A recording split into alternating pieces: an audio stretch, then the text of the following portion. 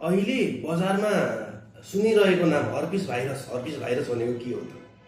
के हो herpes virus भनेको? नमस्ते, म डाक्टर शेखर। आज तपाईँहरूले यो हर्पिस भाइरसको बारेमा केही जानकारीमूलक भिडियो बनाउन गइरहेको छु। सबैले हेरेर साथ दिनुहोला। यो हर्पिस भाइरस भन्नाले ओठ तथा जनेन्द्रियमा आउने साना साना दाना जुन पानीका फोका जस्ता हुन्छन् र ती फुटेर चाहिँ घाउको रूप परिणतमा भएर त्यहाँबाट चिलाउने, दुख्ने लगायत विभिन्न समस्याहरू निम्ताउने गर्दछ।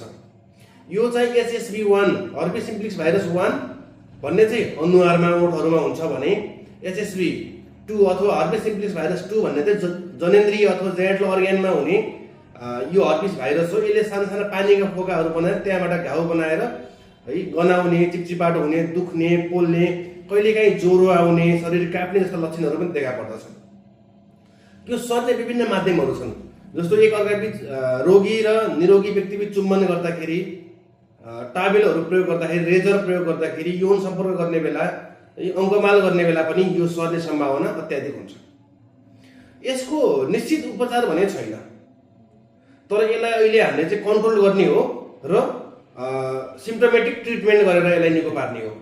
जस्तो आयुर्वेदले निमको प्रयोग भनेको छ है, गुडुची, अश्वगन्धा, मन्जिष्ठा लगायत विभिन्न द्रव्यहरूको व्याख्या गरेको छ।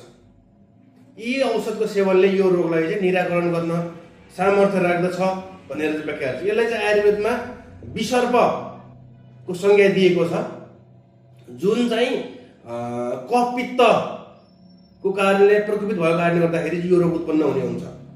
तसर्थ यस्तो समस्या छ भने तुरुन्त नजिकको स्वास्थ्य अथवा चाहिँ चिकित्सकलाई भेटेर परामर्श लिन सक्नुहुनेछ। हस् त, धन्यवाद।